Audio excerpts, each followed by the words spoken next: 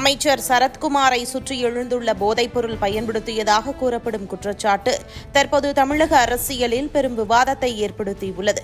2022 நடைபெற்ற IPL போட்டியின் போது எடுக்கப்பட்டதாக கூறப்படும் வீடியோ ஒன்று சமூக வலைதளங்களில் மீண்டும் வைரலானதை தொடர்ந்து எதிர்க்கட்சிகள் இந்த விவகாரத்தை தீவிரமாக முன்வைத்து வருகின்றனர். இதற்கு அமைச்சர் சரத்குமார் உடல்நிலை சரியில்லாத தனது குழந்தைக்கு மாத்திரையை தூளாக்கியதாக விளக்கம் அளித்திருந்தாலும் அந்த விளக்கத்தை ஏற்காத எதிர்க்கட்சிகள் தொடர்ந்து கேள்வி எழுப்பி வருகின்றன.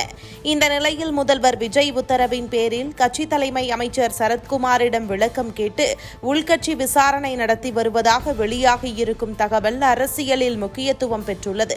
ஒரு அமைச்சரின் மீதான குற்றச்சாட்டை அலட்சியப்படுத்தாமல் அதை கட்சி மட்டத்திலேயே ஆராய்வது ஆளும் தரப்பின் மீது ஏற்பட்டுள்ள அரசியல் அழுத்தத்தையே வெளிப்படுத்துவதாக சில அரசியல் விமர்சகர்கள் கருத்து தெரிவிக்கின்றனர். குற்றச்சாட்டு நிரூபிக்கப்படாத நிலையில் இருந்தாலும் அதனால் உருவான அரசியல் தாக்கத்தை ஆளும் தரப்பு கவனிக்க வேண்டிய சூழல் ஏற்பட்டிருப்பதாகவும் அவர்கள் கூறுகின்றனர்.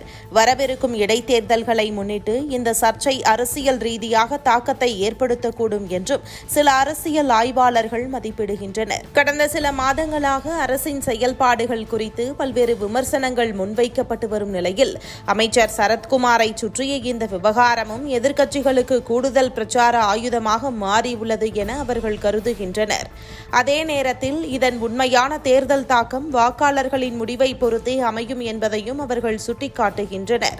இந்த விவகாரம் ஒரு அமைச்சரை மட்டும் பற்றியது அல்ல, ஆட்சியின் ஒழுக்கம் மற்றும் பொறுப்புணர்வு குறித்து பொதுமக்களிடம் எழும் கேள்விகளுக்கும் பதிலளிக்க வேண்டிய சூழலை உருவாக்கியுள்ளது என்று சில அரசியல் விமர்சகர்களும் கூறுகின்றனர். அதனால் இந்த சர்ச்சையை எவ்வாறு கையாள்கிறார்கள் என்பதே ஆளும் தரப்பின் அரசியல் நம்பகத்தன்மையை தீர்மானிக்கும் முக்கிய அம்சமாக இருக்கும் என்றும் அவர்கள் கருத்து தெரிவிக்கின்றனர்.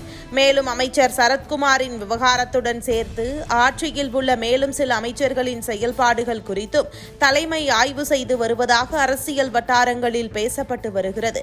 குறிப்பாக 3 அமைச்சர்கள் மீது நடவடிக்கை எடுக்கப்படலாம் என்ற தகவல்களும் பரவி வருகின்றன. எனினும் இதுகுறித்து எந்த அதிகாரப்பூர்வ அறிவிப்பும் இதுவரை வெளியாகவில்லை. எனவே இவை அரசியல் விமர்சகர்கள் மற்றும் அரசியல் வட்டாரங்களில் முன்வைக்கப்படும் மதிப்பீடுகள் மற்றும் தகவல்கள் என்ற அடிப்படையிலேயே பார்க்கப்பட வேண்டும்.